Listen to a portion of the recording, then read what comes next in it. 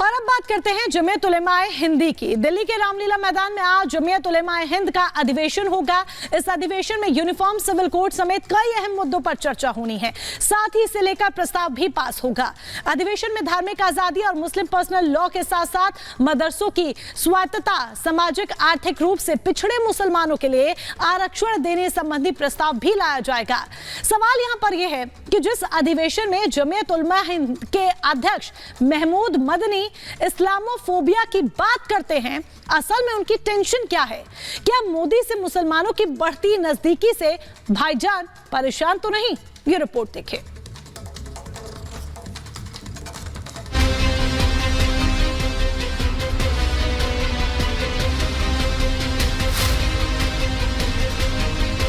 इस्लाम इसी मुल्क का मजहब है। सारे धर्मों में, सारे रिलीजन में सबसे पुराना मजहब है। नफरती भाईजान आज फिर भड़काएंगे। अधिवेशन तो बहाना है, भाईजान को इस्लाम वर्सेस हिंदुत्व करवाना है। दिल्ली के रामलीला मैदान में जमीयत उलेमा हिंद का अधिवेशन चल रहा है। आज अधिवेशन का दूसरा दिन है। जमीयत उलेमा हिंद के अधिवेशन में आज भी धार्मिक आजादी, मदरसों की स्वायत्तता, यूनिफॉर्म सिविल कोड पर बहस होगी। वही अधिवेशन जिसमें महमूद मदनी ने अपने भड़काऊ भाषण से समाज को बांटने की कोशिश की। ये कहना, ये समझना और ये बोलना कि इस्लाम बाहर से आया हुआ कोई मजहब है, ये सरासर गलत और तारीखी एतबार से बेबुनियाद है। इस्लाम इसी मुल्क का मजहब है और सभी मजाहिब में, सारे धर्मों में, सारे रिलीजन में सबसे पुराना मजहब है, सबसे कदीम और पुराना भी है। दरअसल मुसलमानों से पीएम मोदी की नजदीकी जमीयत को रास नहीं आ रही। यही वजह है कि जमीयत उलेमाए हिंद के अध्यक्ष देश में इस्लामोफोबिया में वृद्धि की बात करते हैं। मुंबई में मोदी बोहरा समाज से मिलते हैं तो मदनी तिलमिला उठते हैं। भारत हमारा देश है। जितना ये देश नरेंद्र मोदी और मोहन भागवत का है, उतना ही ये देश महमूद का भी है। न महमूद इनसे 1 इंच आगे है और न वो महमूद से 1 इंच आगे है। मदनी के इस बयान के बाद कई सवाल खड़े होते हैं। क्या मदनी का एजेंडा मोदी मुसलमान करने का है? क्या मदनी मोदी और मुसलमानों के बीच खाई चाहते हैं?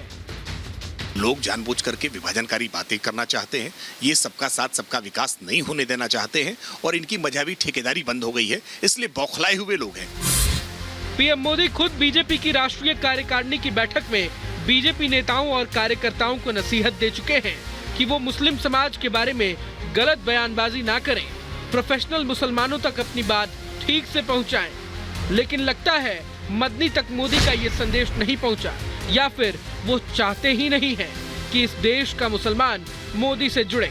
मोहन भागवत के हिंदुत्व पर दिए बयान पर भी मदनी इस्लाम पर नया ज्ञान दे रहे हैं। हम समान पूर्वजों के वंशज हैं। अब ये विज्ञान से भी सिद्ध हो चुका है। 40,000 साल पूर्व से हम भारत के सब लोगों का डीएनए, सब लोगों का निरपवाह डीएनए समान है। ये धरती इस्लाम की जाए पैदाइश है। ये मुसलमानों का पहला वतन है। इसलिए ये कहना, ये समझना और ये बोलना कि इस्लाम बाहर से आया हुआ कोई मजहब है, ये सरासर गलत और तारीखी एतबार से बेबुनियाद है। इस्लाम इसी मुल्क का मजहब है और सभी मजाहिब में, सारे धर्मों में, सारे रिलीजन में सबसे पुराना मजहब है। मदनी के इस दावे पर हिंदू धर्मगुरुओं ने भी पलटवार किया। इस्लाम बाहर से नहीं है तो कहां से आया है? अगर बाहर से नहीं आता तो मातृभूमि तो उनकी ही है, पितृभूमि उनकी है, लेकिन पुण्य भूमि तो नहीं है। पुण्य भूमि तो मक्का है, पुण्य भूमि तो विदेश की धरती है। मदनी मोदी मुसलमान क्यों कर रहे हैं?